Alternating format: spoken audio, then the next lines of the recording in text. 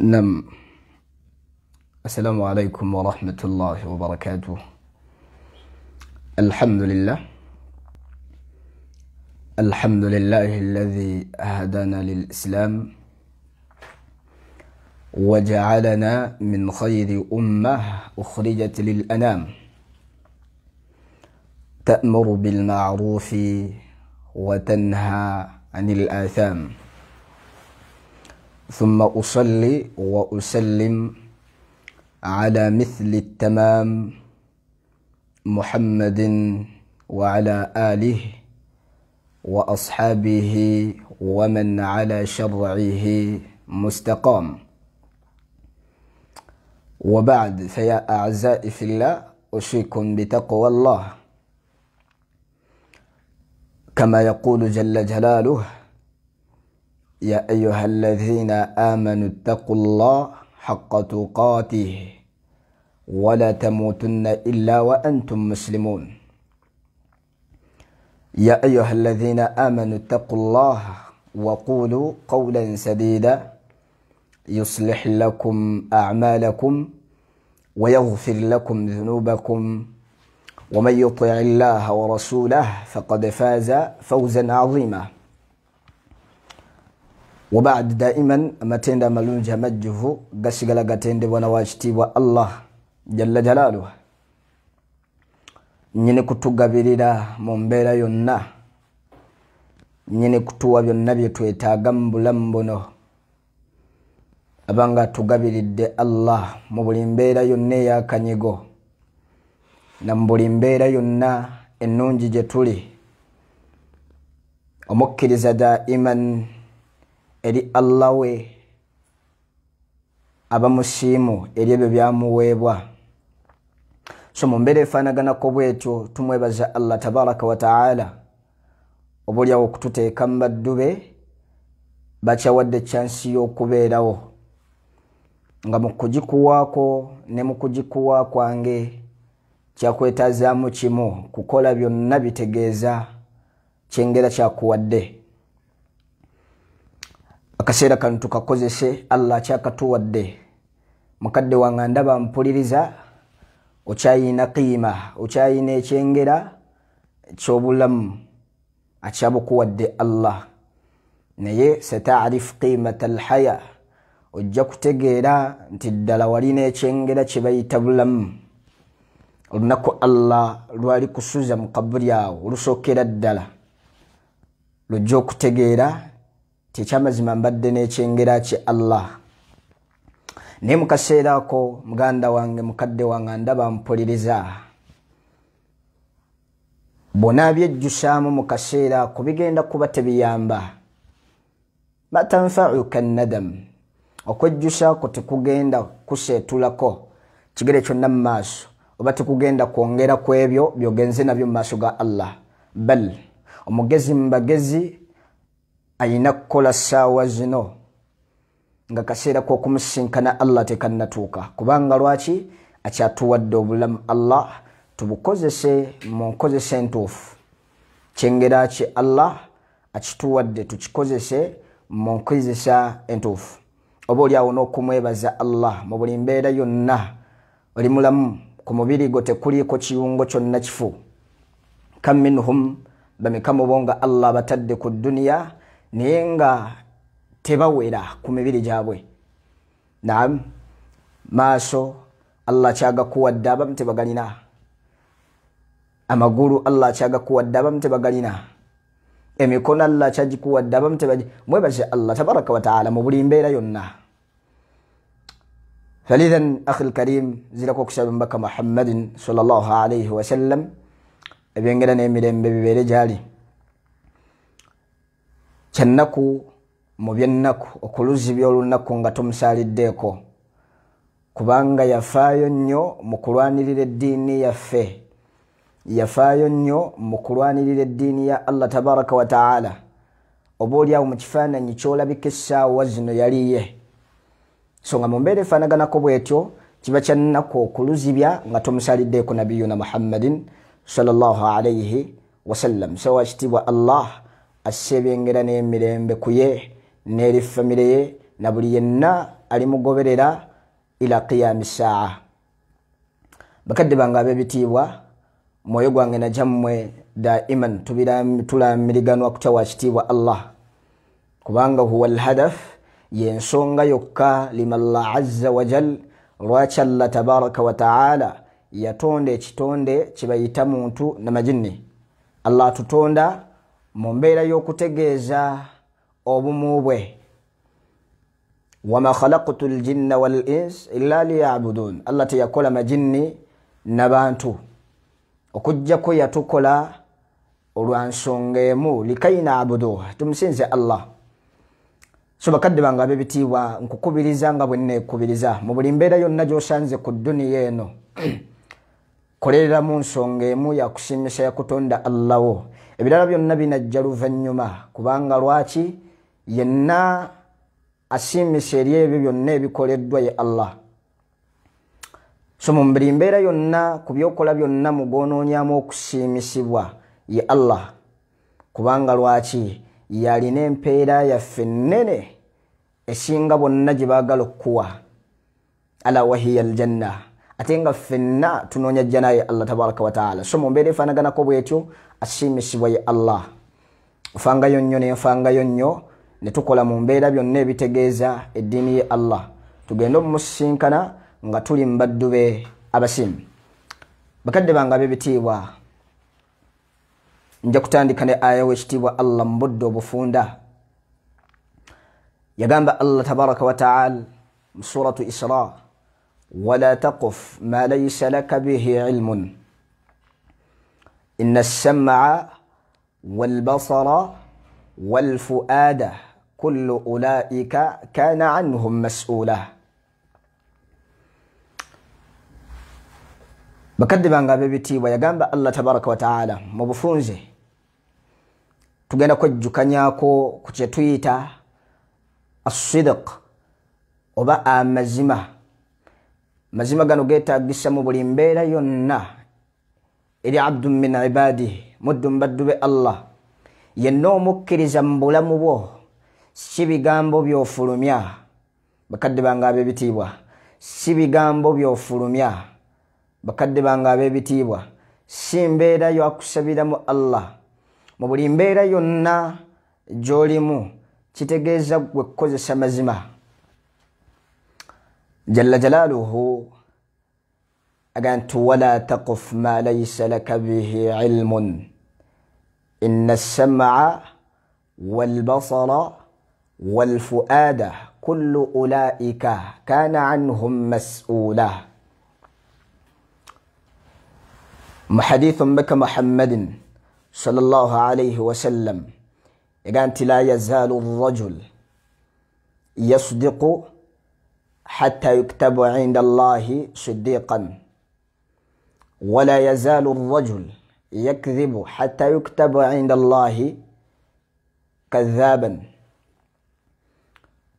محديث بك محمد صلى الله عليه وسلم natutegeeza nti inna as-sidqa yahdi ila al-birr wa inna al-birra yahdi ila al-janna wal-kadhib yahdi ila al-fujur wa inna al-fujura yahdi ila an-nar. So bakadde bange ab'ebitiibwa, tulina embeera gye tutambuliramu mu bulamu bwaffe. Oboolyawo nga tulina ebigambo bye twagala okufulumya abatuli ku lusegere bawulire, mu mbeera emu oba endala tubasanyuse, naye gye buva yenna alina okusanyusibwa mu mbeera y'ebigambo byaffe bye twatula abanga ali omu ye Allah.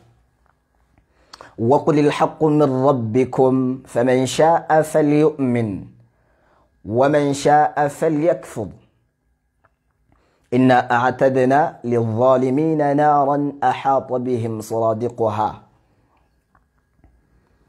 الله جل جلاله أتكبرزو كوغيرا مزم من ربنا كفري الله كفانغا الله تتواغزانغا كوغيرا بوليمبا ندى. دائما min sifati rasul wa min akhlaqihi mumpisa zombaka Muhammadin sallallahu alayhi wa sallam mu bitendo bye yeeyisanga atya mbaka Muhammadin sallallahu alayhi wa sallam kana sadiqan yali mwogezi w'amazima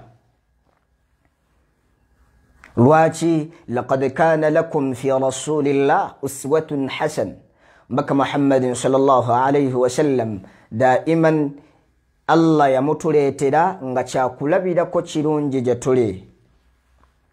Kitegeeza nti byonna bye yakola mu mbegere etegeeza eddiini eno nga bikkakatako nze naawe okubikola.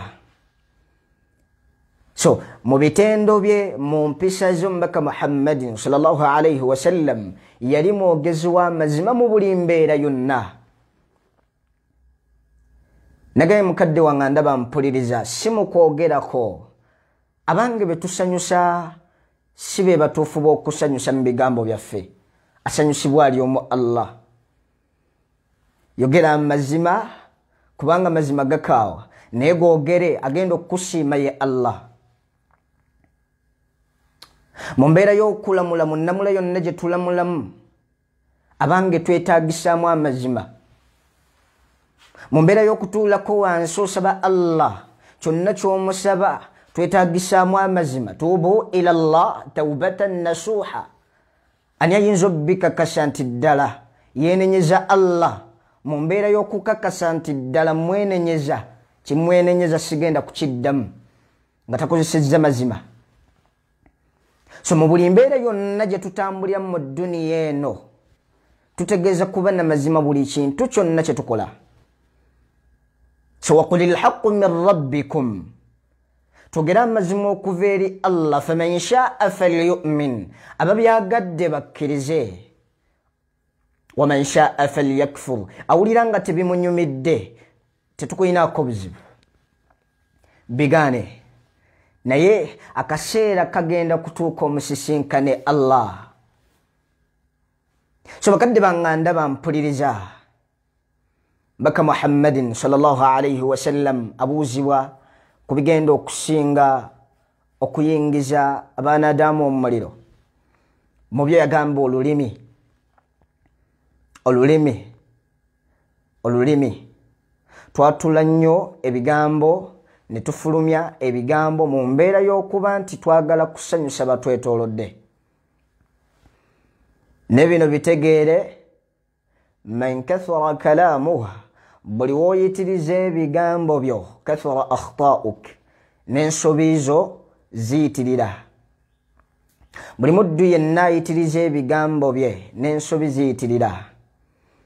So bino bitegeere muganda wange ndaba mpuliriza. Yogera byonna by'oyogera naye yawmun min al ayyam, lunaku lugenda kukya mu nnaku agenda bikubuuzaako Allah. Wallahi nti olunaku Allah lwagenda okukusirisa ayogeze ebiyungo byo mu mbeera y'okuba nti akaddako bye birina okwogera amazima ku byonna bye wajja okukola mu dduniya eno. Wallahi Allah agenda kukusirisa ayogeze ekiyungo kyo kye bayita lulimi mu mbeera y'okuba nti kijjayo amazima gonna ge wakola ku dduniya kuno. Kubanga lwaki wa kulla insanin alzamnahu ta'irahu fi unuqihi wa nukhriju lahu yawma alqiyamah kitaban yalqahu manshura.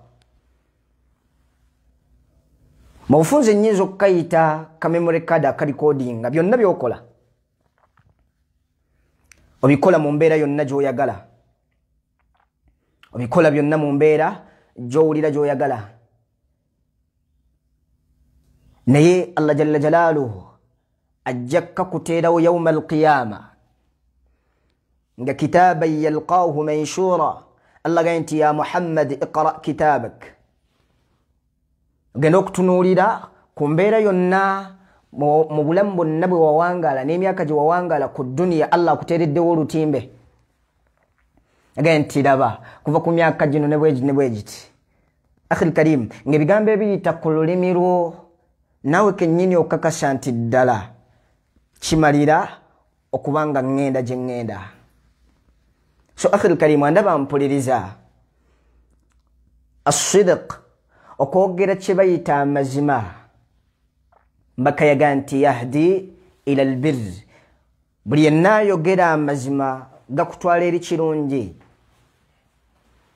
ate obulungi bukutwala eri mpeera ennene ffenna gye twetaaga mu bulamu buno. Ala wahiya aljanna, ejja nayo wekitiibwa Allah tabaraka wa taala, kubanga ffenna mu bulamu buno gye twetaaga. Abange tutudde wansi tumusabye Allah, abange tuzuukuseeko ekiro tumusabye Allah. Golowooza kiki ekituyimusa ekiro ku mwendo ogw'ekiro abantu beebase n'omutegeza Allah wo nti ya Rabb, Allah wange ensonga eno egaanye, Allah wange kino kikalubye, Allah wange kino ne kino, n'obitegeza Allah wo. Olinayo ensonga endala lwaki okikola? Abange tunoonya bulamu bulungi wano na luvannyuma, naye kuno tekuli bulamu bulungi okuggyako obulungi buli mu maaso ge Allah. Soba ow'amazima mu bigambo byo by'oyogera. Akhil karim, leka kwogera bigambo byonna kwagala kusanyusa baliwo. Nedda muganda wange si yenkola. So mukadde wange andaba mpuliriza, ebigambo tubyogere nga tusanyusa Allah. Kyekituufu, kubanga alina okusanyusibwa mu byonna bye twogera ye Allah. Lwaki otuula wansi n'okwata emboozi neggwako, naye nga bw'otuula mu mboozi gy'onyumizza temuliimu kigambo kituufu? Abanga kadde ako k'okozesa agenda kukakubuuzaako Allah n'ebigambo by'ofulumya. So bakadde bange ab'ebitiibwa, kadde wange ndaba mpuliriza, byonna bye twogera tukakase nti ddala bitegeeza Allah waffe. Kwatibwa Allah ensonyi okulaba mu mbeera y'okuba nti otudde w'otudde, otandise emboozi yo paka bweggwako, nga wallahi temuliimu kituufu na kimu. Abanga amazima, la yazaalu rajul, tayinza kuba musajja nga yasdiq, ayogera mazima, musajja mwogezi w'amazima, hatta yuktabu inda Allahi siddiqa.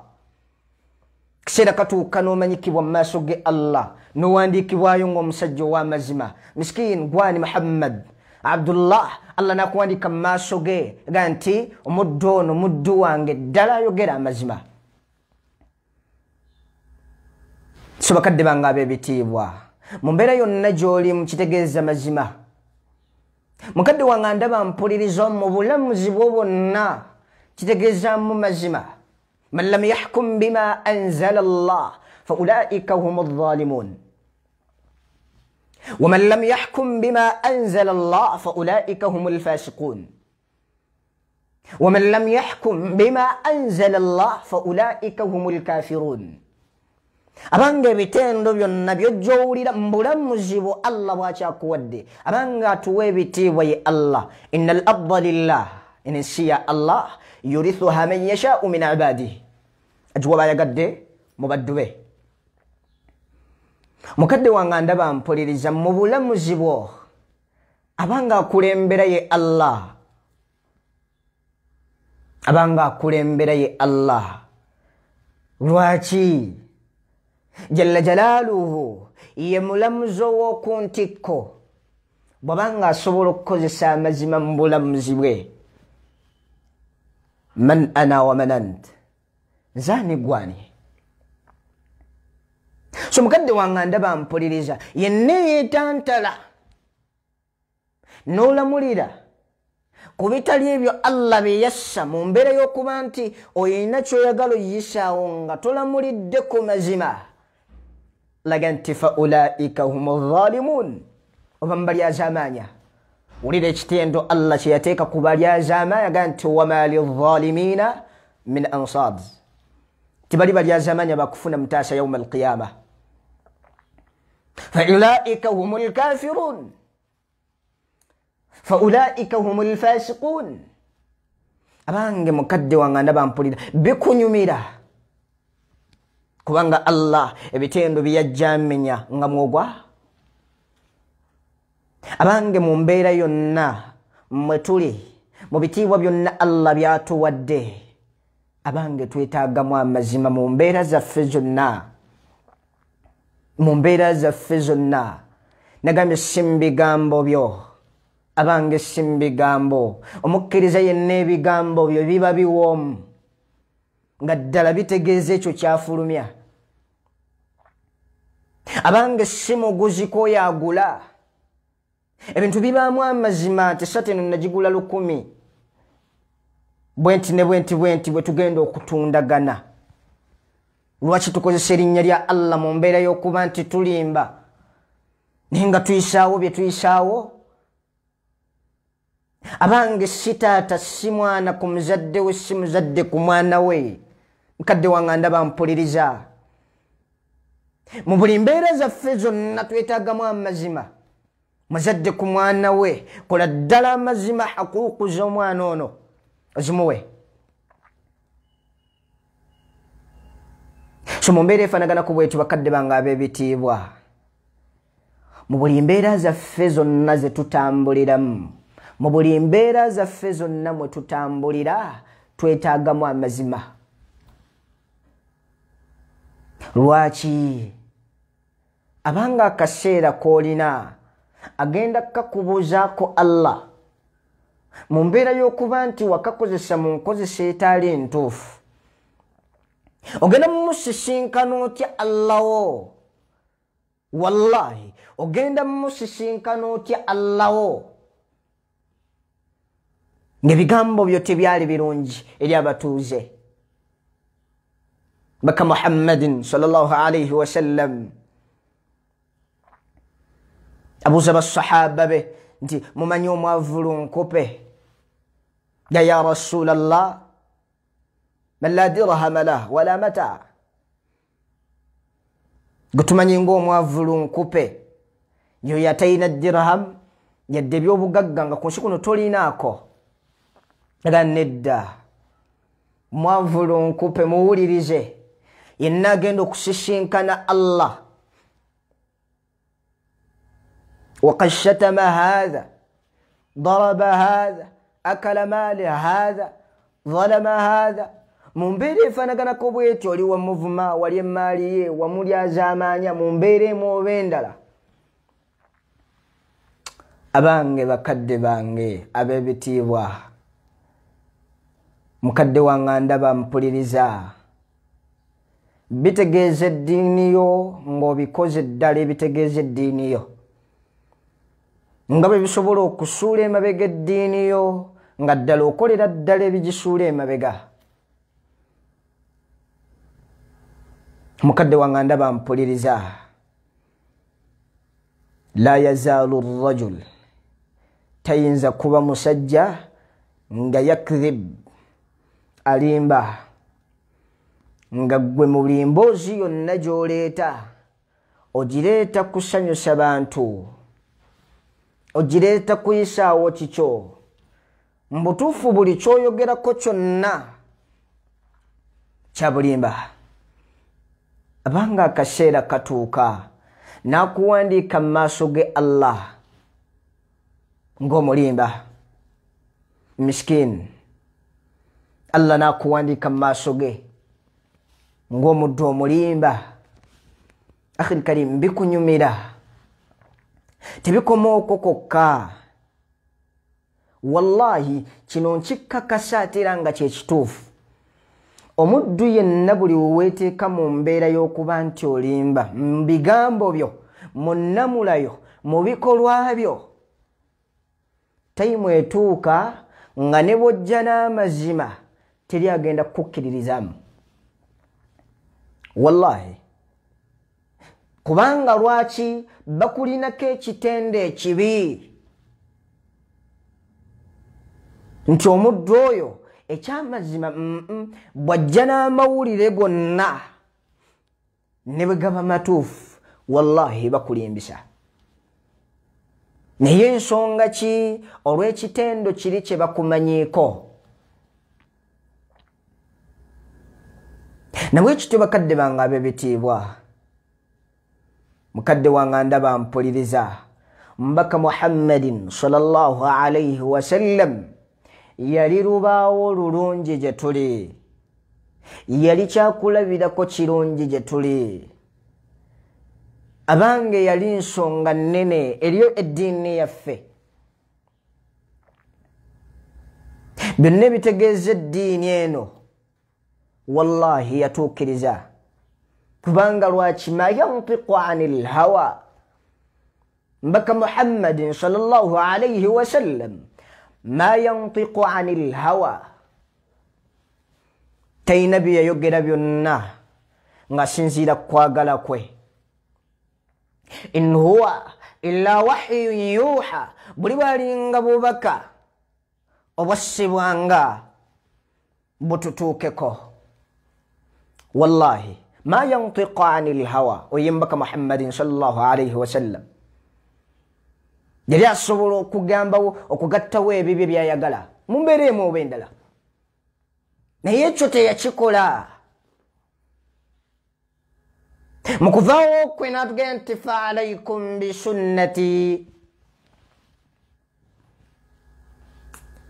mwekwate ku nkola yange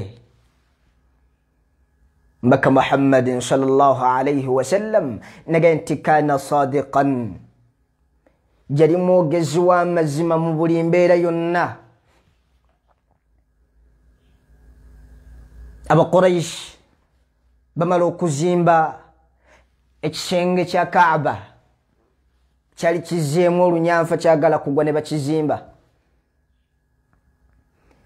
ne badda mu mbeera y'oku ani agenda okuteeka ejjinja erya bulaaka mu kifo kyalyo ng'ebikawo ebiri mu mbeera y'emu byonna biga nti ffe abalina okuteeka ejjinja lino mu kifo kyalyo hatta kaadu yataqataluun ne batuuka ekiseera nga balwanagana fi man yadaa alhajari al aswada fi makaani ani agenda okuteeka ejjinja lino mu kifo kyalyo naye omu ku bo abaga nti nedda bange ebyokulwanagana tusooke tubireke njagala kukulaga mbaka muhammadin sallallahu alayhi wasallam weteeke mu kifaananyi ky'olimu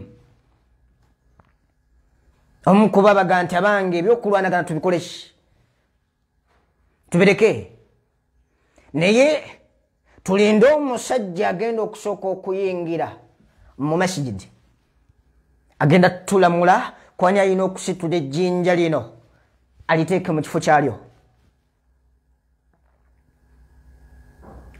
baba lyawo batudde babivuddeko wallahi eyajja okuyingira masjidi eyali yasooka wallahi yali mbaka muhammadin sallallahu alayhi wasallam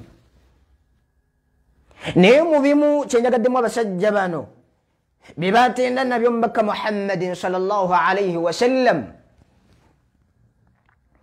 babala omulaba nga asembedde azze kuba bonna babivaako naga nti yenna asooka okuyingira masjidi yagenda otutulamula kwani yagenda okusitula ejjinja lino aliteeke mu kifo ekyalyo wallahi omubaka muhammadin sallallahu alayhi wasallam aba yakatuukawo bwati sajja nabaga nti hatha aminun musajja oyo w'amazima yadde ng'abamu baali tebamwagala naye ebitendo baali babimumanyiiko si mu mbeera y'okuba nti tannatumwa si mu buli mbeera yakuba nti amaze otutumibwa wallahi mu mbeera gye yalimu mu buvubuka bwe ne mu bukadde bwe nga allah amutaddeko ekitendo ky'okuba nti afuuse omutume omubaka wallahi kana sadiqan yali mwogezi w'amazima musajja baga nti hatha aminun mutuufu oyo w'amazima radinaahu tumusiimye atulamule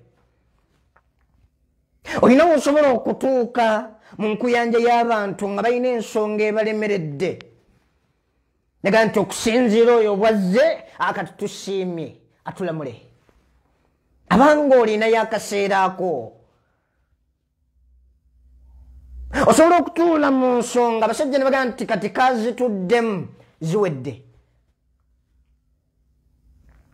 olinawo osobola okutuula abanga omubaka muhammadin sallallahu alayhi wasallam yali lubaawo olulungi gye tuli kiki ekitukozesa byonna bye twagala nga si allah byayagala mukadde wange ndaba mpuliriza kigambo mazima kya bbeeyi, kigambo mazima kya bbeeyi. Kubamu akafaananyi ng'olina wootudde naye ng'abali mu background eno baga nti nedda yaddo yazituddemu, situyina bya mazima ge tugenda kufuna. Abange tukozesezza bubi ebitiibwa Allah byatuwadde, abange tukozesezza bubi ebyengera Allah byatuwadde. Naye mu mbeera ki li ajali manafii dunya, kufuna mu ya duniya wano nokozesa obubi ekyengera Allah kyakuwadde ne lwa nsonga ya sente zitututte. Ne bino mbikakasa wallahi yawmun min al ayyam, nnaku mu nnaku ogenda mumusinkana Allah wo. Mukadde wange ndaba mpuliriza akaseera mu biseera ogenda mumusinkana Allah wo. Abanga tukozesa amazima mu buli mbeera yonna. Mulamuzi siraba lwaki olamulira gajama ma anzala Allah. Abange yenna yina omukozi gwakozesa, lwaki otekawo embeera etali y'amazima. Kigambo mukozi, kigambo mukozi, kigambo mukozi. Abange ogenda mumusinkana oti Allah nga wamulyaza amaanya tewamuwa huquuqu ze. Ago gonna geetaaga mazima. Abange muzadde wange ndaba mpuliriza, mukadde wange ndaba mpuliriza, oyina ezzadde ly'abaana wayita Muhammad Qasim n'abaana bo beebo, naye amasomero mwe basomera siga Busiraamu. Ogenda mumunyumiza otya Allah ng'otuuse mu maaso ge mu mbeera y'okumulaga nti akuwadde ezzadde, naye ng'ekigambo kye bayita ddiini ye Allah Obusiraamu bwabwe tebalina kye babumanyiko. Abange ogenda baddawa yawma alqiyama, mazima gakubuze mbaana bo, mazima gakubuze mbaana bo, wallahi amazima gakubuze. So mu mbeera efaanaganako bwetyo akhil karim, muganda wange ndaba mpuliriza, byonna mu buli mbeera mwe tuwangaalira si kusaba Allah, tumusaba Allah daiman, tuyina bitugaaniddeko. N'amazambi g'okola nnyina genkola, bali l'insanu ala nafsihi basira, muddu yenna yemanyi. Oyina by'okola nnyina byenkola. Abange mbeera mu mbeera etegeeza okutuulako okwo wansi nomugeegeza Allah nti ya Rabb, Allah wange kino nkikola naye nzize gy'oli, nzirukiddeko gy'oli, binsusseeko. Allah wange bwe nzinga buganye. Shabab, yenna shab ali eyo mutegeeze Allah wange bwe nzinga buganye.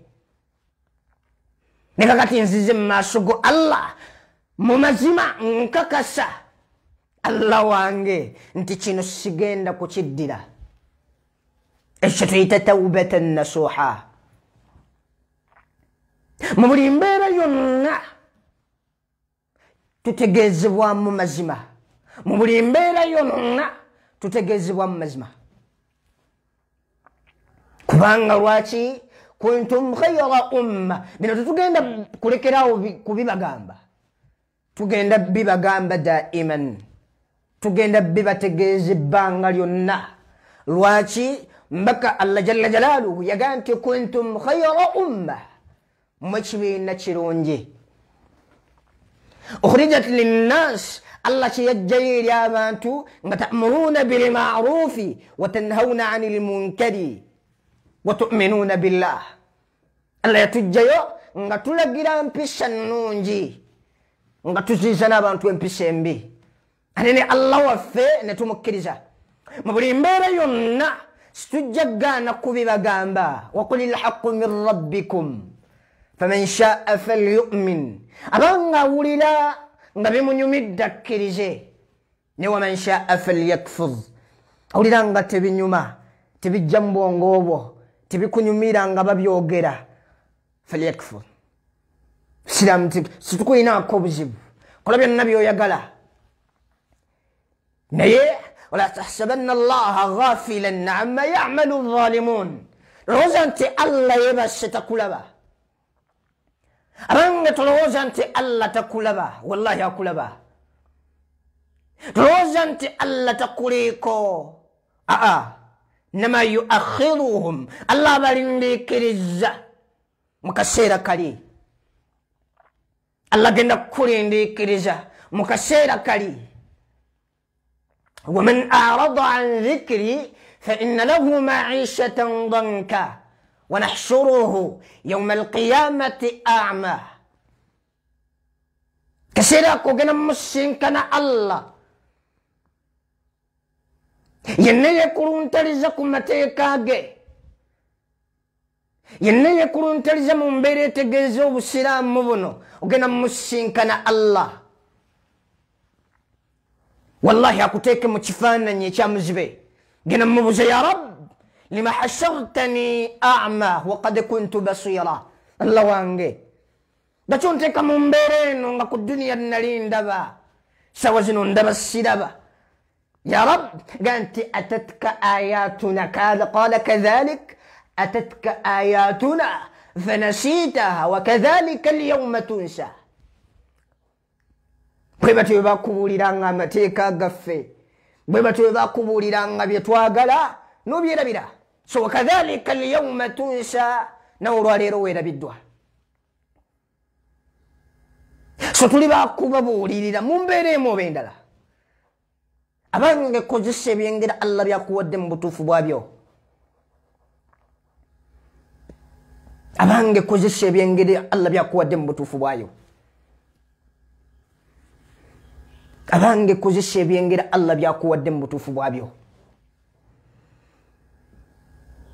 mu mbeera yonna etegeeza eddiini yo mu mbeera yonna etegeeza obusiraamu bwo mu mbeera yonna etegeeza allah wo mu mbeera yonna etegeeza abantu b'owangaala nabo mu mbeera yonna etegeeza m'owangaalira mu kitundu ng'ebikunyumyako birungi kirabika kitya okutambulirako gy'otambulidde mu mbeera etali ya bulijjo ga mugagga w'okukyalo mugagga w'okukyalo oyo mugagga w'okukyalo alina empisa embi sanze akakiiko ya rab obasanze boogera ku ggwe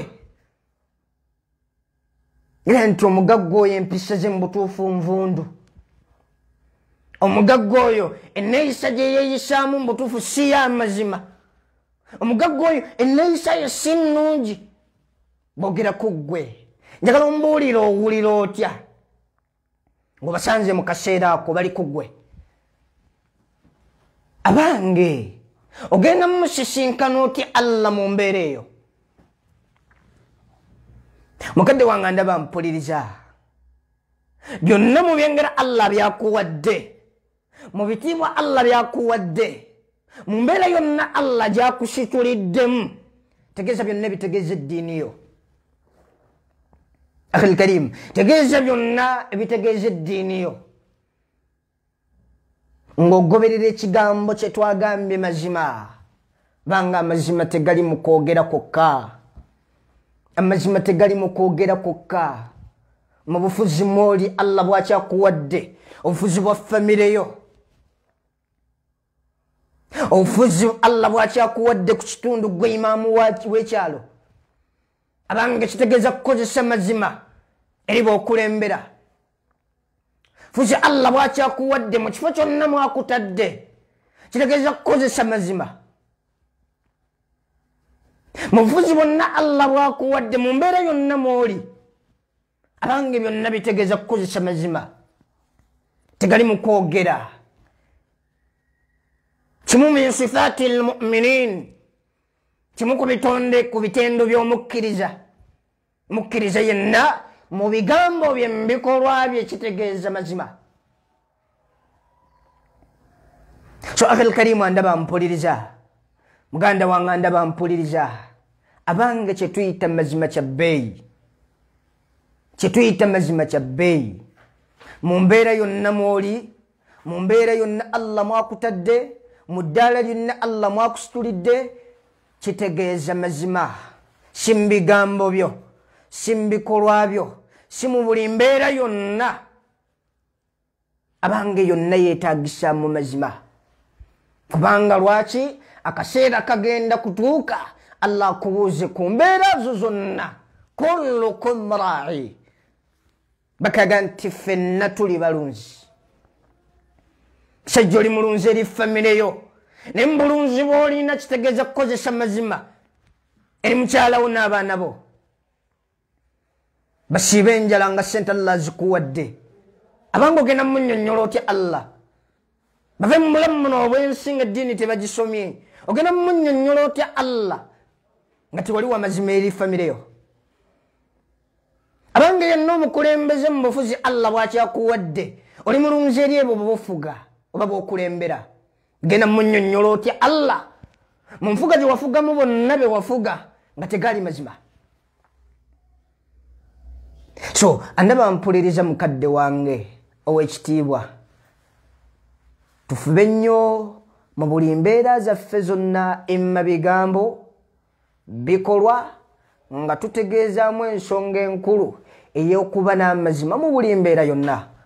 Obuulyawo Allah jalla jalaaluhu lwagenda okututeerawo obufulumiro mu bulamu buno, ate era ng'ekikulu kya byonna tunoonya bulamu bulungi kuno ku dduniya na bulamu bulungi ku nkomerero. Naye byonna birina ye Allah, ebbanga lye tunaamala nga tubimutegeezezza mu mazima. Wa barakallahu fiikum. Wassalamu alaikum wa rahmatullahi wa barakatuh.